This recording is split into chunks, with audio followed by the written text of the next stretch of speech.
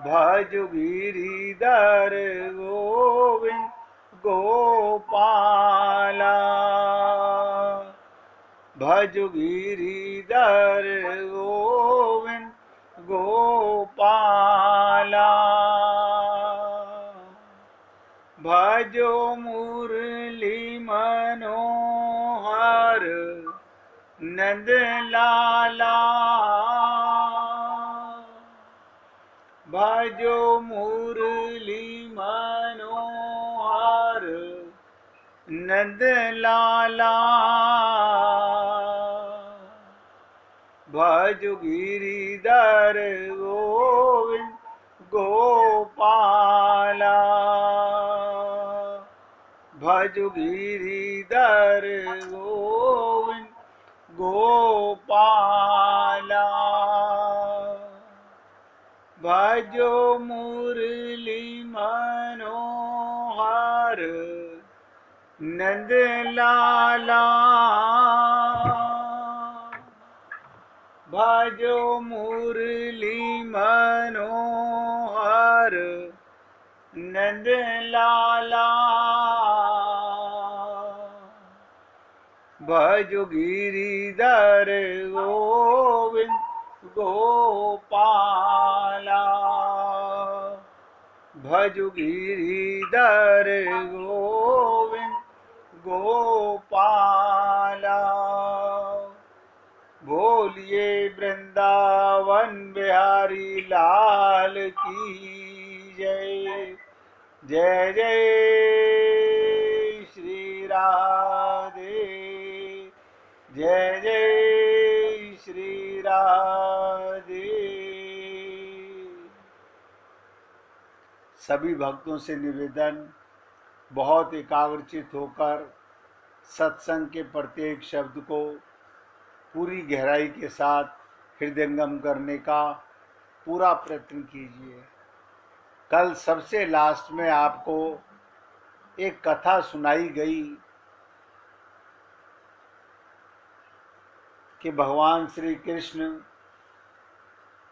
मिट्टी को गूंथ कर दो मूर्तियां बनाते हैं।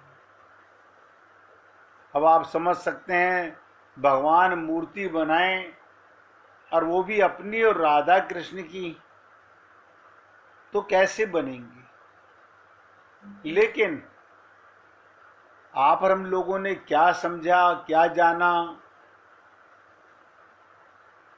ये बड़ी गहरी बात है। हमें लीला अच्छी लगी होगी। जब राधा रानी से पूछा कि तुम्हें मूर्ति कैसी लगी, तो राधा रानी ने कहा मजा नहीं आया। भगवान ने तुरंत दोनों मूर्तियों को वापस मथना शुरू कर दिया। फिर दोबारा दो मूर्ति बनाई।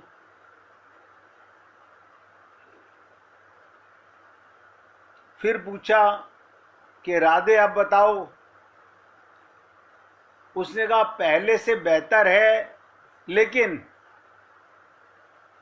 तो भगवान श्री कृष्ण ने कहा पहले की मूर्ति में और अब की मूर्ति में कोई अंतर ही नहीं है, अंतर ही नहीं है। तो मैंने कल भी आपसे निवेदन किया था कि जब राधे रानी ने कहा कि मूर्ति कौन देखना चाहता है,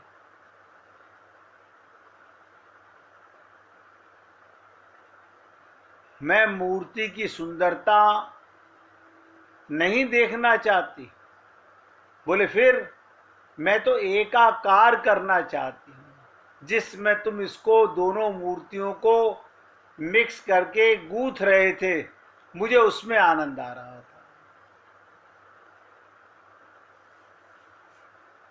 ये आपका और हमारा सबका शरीर अनंत माता पिताओं को भ्रम है, हमने संतान बनाई है मूर्खता है, अज्ञान है, क्या करोगे। ये बहुत बड़ा भ्रम है।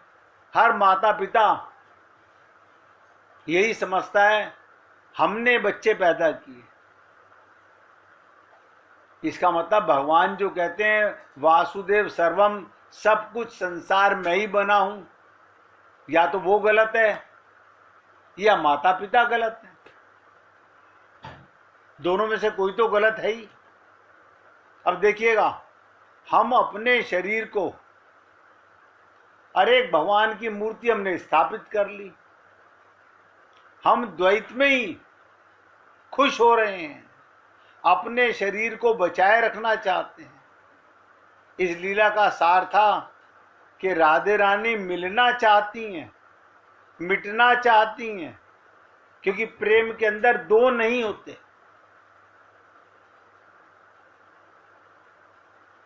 प्रेम में द्वैत नहीं होता। ये प्रेम की पराकाष्ठा है। हम भगवान से सुख चाहते हैं। क्या सुख नहीं चाहना चाहिए? नहीं, अवश्य चाहना चाहिए। बस ये बताइए कौन सा सुख चाहते हो? ध्यान दीजिएगा, अगर किसी से कहा जाए कि आप कौन सा सुख चाहते हो, 100 आदमियों से मिसाल के रूप में पूछा जाए, 100 के 100 अलग अलग सुख की परिभाषा करेंगे। कोई तन का सुख चाहता है, कोई माया का सुख चाहता है, कोई मान सम्मान का सुख चाहता है। सबकी अलग अलग बुद्धि है। चाहते हैं भगवान से। ऐसे कितने लोग होंगे संसार में जो भगवान से एकाकार चाहते हैं। भगवान के साथ मिटना, प्रेम में समर्पण करना चाहते हैं। अब आप सोचिए, लीला तो सुनी, लीला तो सुनी, लेकिन मुझे नहीं पता किस भक्त के हृदय में ये भाव जागा, हे प्रभु हमें भी आपसे अलग अनुभूति नहीं होनी चाहिए। आपको ये समझने में कष्ट महसूस होता है, सूर्य की किरण को आप सब 1 मिनट में कहोगे ये प्रकाश कहाँ से आ रहा है? सूर्य से। देखो कमाल है, हमें सूर्य की किरण देख के ये कहने में 1 सेकंड नहीं लगती है सूर्य का प्रकाश है। तुम किसकी किरण हो? तुम किसके प्रकाश हो? ये अज्ञानता क्यों? अरे ये हाल तो जब है जब आप और हम लोग इतने करीब से सत्संग सुनते सुनते इतने वर्ष हो गए। भगवान कह रहे हैं ममे वांशो, ईश्वर अंश जीव अविनाशी, यानी भगवान कह रहे हैं तुम मेरे अंश हो। हम कह रहे हैं अच्छा आपके अंश कैसे हो गए? आप तो मंदिर में बैठे हो, आप तो बोलते भी नहीं हो।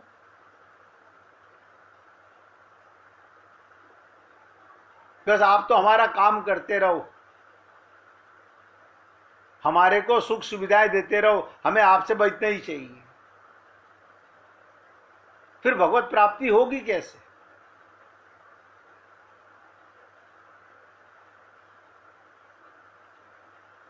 आप और हम लोग अपने को बहुत बुद्धिमान मानते तो हैं।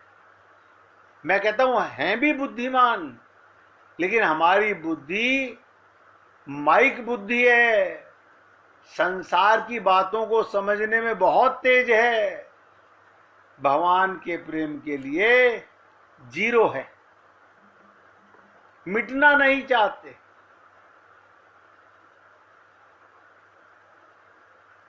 हमने कई बार आप लोगों से निवेदन किया कि नित्य प्राप्त, आप कहते हो पता नहीं कैसे बोल देते हैं नित्य प्राप्त। अगर नित्य प्राप्त है फिर हम मंदिर में क्यों जाते हैं?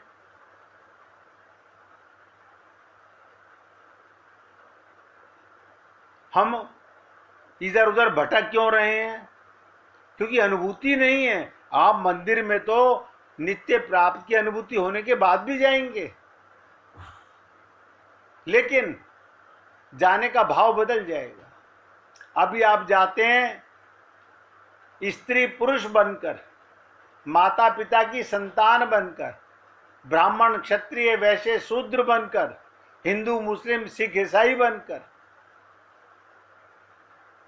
लेकिन जिस दिन आत्मज्ञान होगा भगवान के बनकर, भगवान के मंदिर में जाएंगे।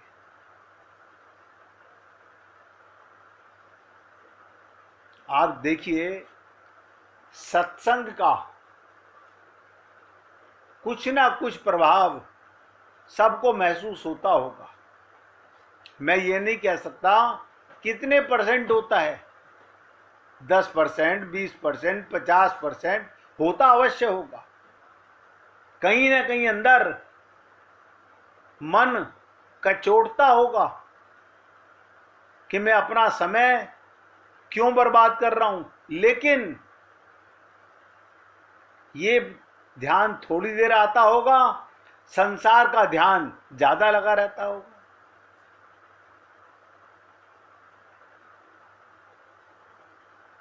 क्योंकि पुराना अभ्यास है शरीर मानने का और संसार को अपना मानने का, यह अभ्यास है हमारा। ना शरीर हम हैं, ना संसार हमारा है। ऐसा क्यों कह रहे हो? शरीर जड़, संसार जड़। मैंने क्या गलत कहा? आप चेतन, चेतन का जड़ का संबंध क्या, आप बता दीजिए। चेतन का और जड़ का क्या संबंध है? अगर संबंध होता तो शरीर आपके साथ जाता।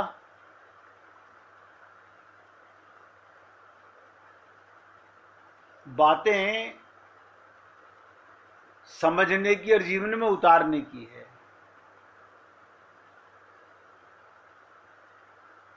अनंत संत महात्माओं ने अनंत मार्ग बताए। अच्छा, किसी संत ने ऐसी कोई बात बताई जिसमें आनंद का लक्ष्य ना हो? ये तो नहीं पता। कोई बात नहीं, आप ये भी देख लीजिए, जन्म से लेके आप अब तक जितने आपकी शरीर की उम्र हो चुकी है, आपने कोई भी कार्य बिना आनंद के लिए किया है? कर नहीं सकते आप।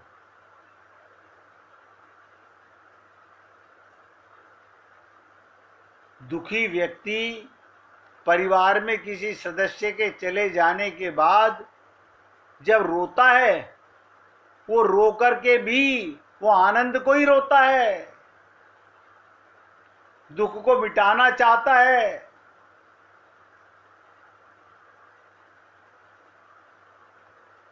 वो जाने अनजाने में ऐसा कोई व्यक्ति ना पैदा हुआ है आज तक, ना कभी होगा संसार में, जो आनंद ना चाहता हो। उसका कारण आप सब लोग जानते हो, हम आनंद की संतान हैं। और देखो, आनंद के भिखारी हैं। आनंद हमारे पिता का नाम, और वो हमारे हृदय में ही बैठा हुआ है, और हम आनंद के भिखारी हैं। हमें आनंद नहीं मिल रहा। इसी को कहा जाता है, मोए सुन सुन आवत हांसी, पानी में मीन प्यासी। इसलिए हे पुण्य आत्माओं, किसी भी मार्ग में चलो, किसी भी मार्ग में चलो, वैराग्य ही सबसे बढ़कर मालूम देता है। अब हमारा यही, हम सब में और कमी क्या है? हमारा राग बना हुआ है। अरे चलो राग कर लो, ये मान के तो कर लो, ये मेरी जाति का है या नहीं है, मैं आत्मा हूं, ये भी आत्मा है कि नहीं है। मतलब कमाल की बात तो देखो, हम बुद्धिमान होकर के भी कितने बुद्धू साबित होते हैं। जड़ चीजों से ममता मोह राग कर लेते हैं, एक तरफा प्यार जड़ वस्तुओं से। अब क्या आप कह रहे हो जड़ वस्तु, मकान मेरा है। अरे बाबा, मकान तेरा है, ये तेरा भ्रम है। तो इसमें एक चीज बता दे, तेरी क्या, तू क्या बना इसके अंदर। इस मकान में एक मिट्टी का कण भी आप नहीं बने हुए हो, लेकिन भ्रम पाल रखा है। रहना बुरा नहीं है, लेकिन उसमें राग बुरा है। इसलिए मैंने आपसे निवेदन किया, हम किसी भी मार्ग में चलें, वैराग्य सबसे बढ़कर मालूम देता है। राग का, आसक्ति का अभाव बहुत मूल्यवान है। मैं तो खुद ही निवेदन कर रहा हूं, आपको कुछ ना कुछ आसक्ति, राग कम जरूर हुआ होगा।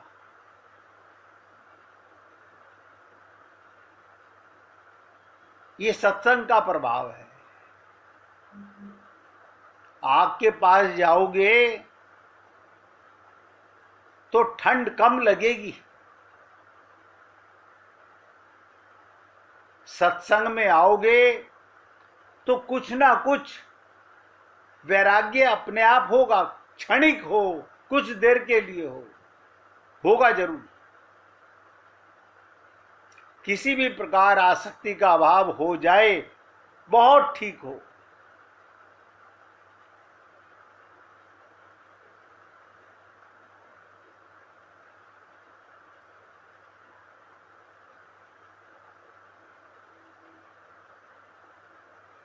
चाहने वाले के लिए उपयुक्त स्थान, कंचन, कामनी, मान बढ़ाई, शरीर, ये विशेष आसक्ति के स्थान है। आदमी किसमें फंसा हुआ है? शरीर को कंचन बनाना चाहता है। मान बढ़ाई मतलब शरीर की मान बढ़ाई, शरीर के विषय में आसक्ति।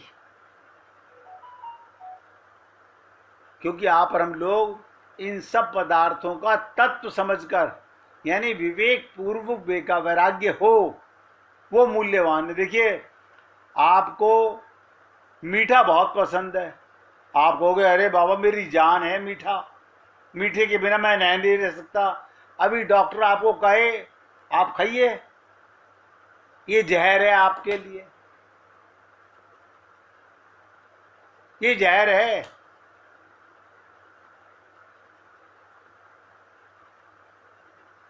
आप नहीं खाएंगे।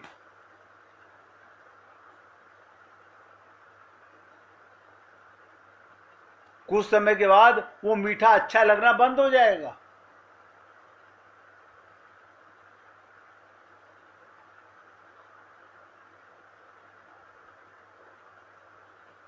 मरना नहीं चाहते, और मरना सुनिश्चित है। बात तो यह है, अगर जीते जी भगवत प्राप्ति नहीं हुई तो वैसे भी मर रहे हो।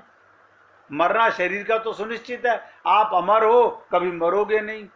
लेकिन हम अमर का मतलब क्या? अगर इस देह में भगवत प्रेम ना हुआ, आनंद प्राप्ति ना हुई, अपने लक्ष्य को ना पा सके, बहुत बड़ी हानि होने वाली है। इसलिए सब पदार्थों को तत्व समझकर, किसी भी चीज को, संसार की कोई वस्तु, देखिए मैं तो खुल के बोल रहा हूं, कोई वस्तु विवेक पूर्वक सोचो, क्या इससे मुझे आनंद मिल सकता है? मैं सुख की बात नहीं कर रहा हूं, सुविधा की बात नहीं कर रहा हूं। जिसे आप सुविधा कहते हो वो आनंद नहीं है। आनंद और सुविधा में बड़ा अंतर है। हम कह देते हैं आह खाना पेट भर के खाया, आज मजा आ गया, ऐसे भी कहते थे आनंद आ गया। आनंद आ गया तो आनंद तो आने के बाद कम होता नहीं है। अभी खाया था फिर पेट खाली हो गया, आनंद कहाँ चला गया? अब वो चला गया। बता, ऐसा आनंद को हम आनंद कहते हैं जो आके चला जाए? जो आनंद मिलके चला जाए वो आनंद नहीं होता, वो सुविधा होती है। अभी एसी चल रहा था, लाइट आ रही थी, लाइट चली गई, एसी तो है। तो भाई साहब एसी तो है, ठंडक ले लो। नहीं नहीं, लाइट नहीं है, तो आप तो एसी से ठंडक ले रहे थे।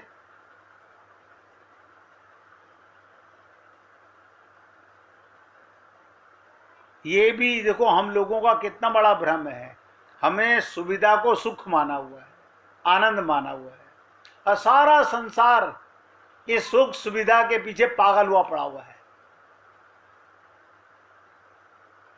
हमें सुविधाएं मिल जाएं बस, हमारे को मरते दम तक, मतलब मिट्टी का सुख चाहते हो, शरीर का सुख चाहते हो, इंद्रियों का सुख चाहते हो, अपना सुख नहीं चाहते जिसके लिए शरीर मिला, जिसके लिए संत महात्मा हमें मिले, जिसके लिए हमारे को वेद शास्त्र पुराण गीता भागवत रामायण मिली। सब चिल्ला चिल्ला कर कह रहे हैं, लेकिन नहीं, हमारे कान पर जू नहीं रेंगती। तुरंत सत्संग से निकले और वापस वही ढाक के 3 पार।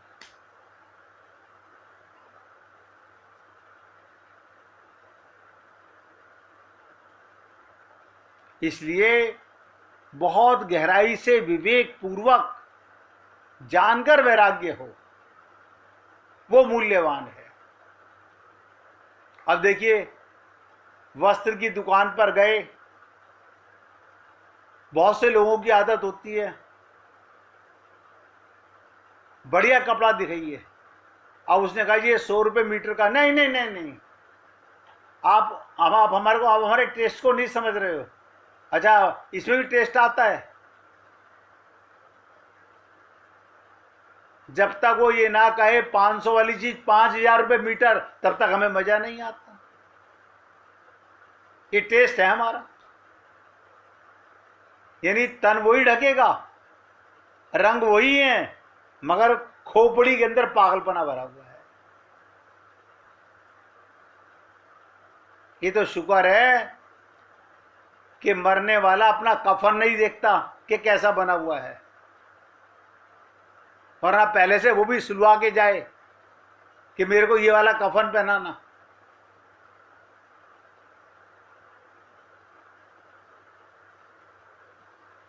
संसार के पदार्थ, देखिए मैं अपने सहित बोल रहा हूं, सब क्षण भंगूर हैं।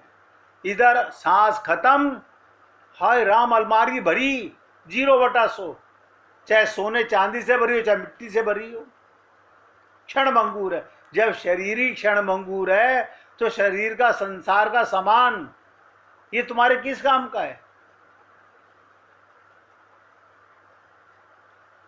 भगवत प्राप्ति में सबसे बड़ा राग हमारे लिए घातक है, नोट कर लो। हमारी गाड़ी आगे क्यों नहीं बढ़ रही? हमें वैराग्य नहीं हुआ, राग बना हुआ है। अब अपनों में राग नहीं हो तो किस में होगा? हमसे वो लोग पूछते हैं क्या अपने बच्चों से प्यार नहीं होना चाहिए? मैंने कहा बिल्कुल होना चाहिए। अपनी पत्नी अपने पति से प्यार नहीं होना चाहिए? मैंने कहा बिल्कुल होना चाहिए। बोले अभी तो आप कह रहे हो कि राग दुख का कारण है, घातक है। मैंने कहा तो आपको फर्क है ना, आप जिससे प्यार कर रहे हो बच्चे में, उसमें आत्मा मान के, परमात्मा का अंश मान के उससे प्यार नहीं कर रहे। आप तो चमड़े का रंग देख करके, खून का। मुझे आज तक ये समझ नहीं आया, लोग कहते हैं ये हमारा खून है। सारे खून ए बी और ओ पॉजिटिव ही होते हैं, फिर क्या हो गया? तुम्हारा खून कहां से आ गया? मगर भ्रम है, पागलपन है। ये कैसा राग है,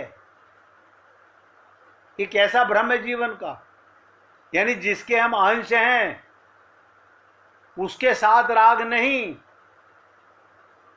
जड़ के साथ में राग कर लिया। बच्चे को आत्मा मान करके खूब प्रेम कीजिए ना, किसने मना किया प्रेम पाप है। भगवान का मानकर आप प्रेम कीजिए, कोई पाप नहीं है। हम जो प्रेम करते हैं वो अपने शरीर का संबंध मान के करते हैं। यानी आत्मा का संबंध इंपॉर्टेंट है या शरीर का संबंध इंपॉर्टेंट है। ये तो आप सब बुद्धिजीवी लोग हैं, विद्वान हैं, समझ सकते हैं कि शरीर इंपॉर्टेंट है या आत्मा इंपॉर्टेंट है।